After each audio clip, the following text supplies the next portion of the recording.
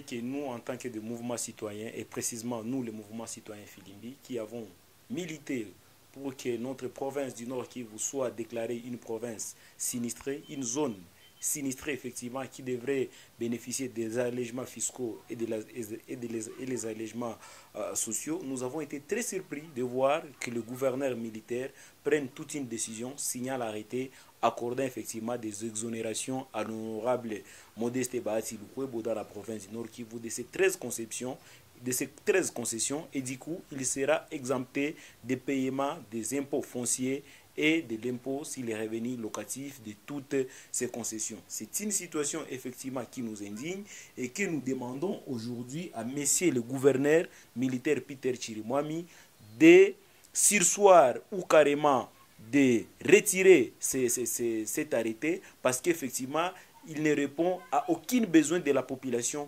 congolaise. Lorsque les activistes des mouvements citoyens avaient mené une action effectivement dans le sens de demander que la province du Nord Kivu soit déclarée une zone sinistrée, ces activistes-là ont été arrêtés, ils ont été emprisonnés dans des cachots. Et aujourd'hui, nous sommes surpris pourquoi M. Bahati Lukwebo devrait bénéficier d'un tel traitement et nous avons conclu apparemment il y a des positionnements et des calculs politiques qui font en sorte que les autorités politico-administratives et même les militaires qui viennent de se plonger aujourd'hui commencent à s'assister ou à se prioriser mutuellement au détriment de la majorité de la population. Aujourd'hui, ça apparaît comme un manque à gagner pour une province meurtrie, sinistrée comme celle-ci, où on va maintenant accorder des allègements, des exonérations à des acteurs politiques qui ne sont pas des opérateurs économiques. Et nous nous posons la question, comme je l'ai toujours dit, pourquoi seulement M. Bahati Lukwebo?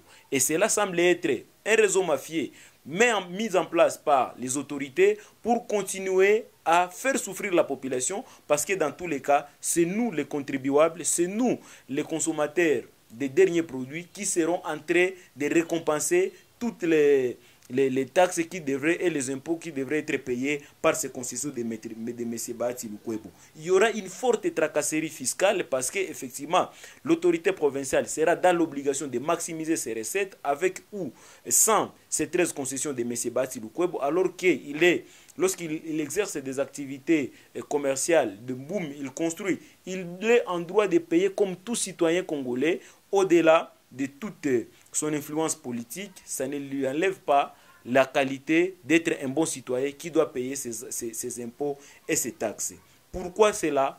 Au détriment de la majorité de la population qui continue à souffrir dans une crise humanitaire. Les gens vivent dans des camps de déplacés, ils ne produisent pas, les gens continuent à souffrir et c'est le gouverneur qui fait sortir un arrêté contre toute attente, à contre-courant, qui ne vient résoudre aucun problème de la population. Et nous disons, comme cela est possible avec un individu qui pourrait être exonéré, ça peut être également possible pour toute la population.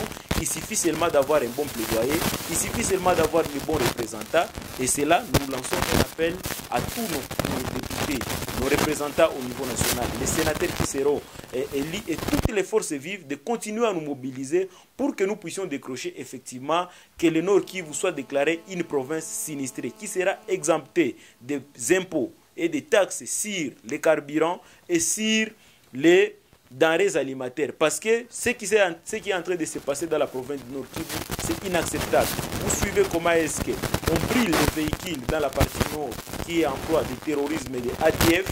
Dans la partie sud, il y a l'activisme du M23 et du coup la province aujourd'hui traverse des moments extrêmement difficiles. Ça ne peut pas être un Bahati Lukwebo au nom de sa famille politique et de ses acquaintances avec le gouverneur qui doit bénéficier de ces exonérations ici, qui va continuer à l'enrichir de manière illicite au détriment de cette population. Et nous appelons la FEC, nous appelons toutes les fédérations et les commerçants de se soulever pour dénoncer ce qui vient de se passer et dans la mesure du possible, réclamer la démission du gouverneur de la province du Nord Kivu, qui n'est pas capable aujourd'hui de faire les plaidoyers pour sa population meurtrie, mais qui accorde des exonérations à un acteur politique, à la personne de M. Bahati Lukwebo.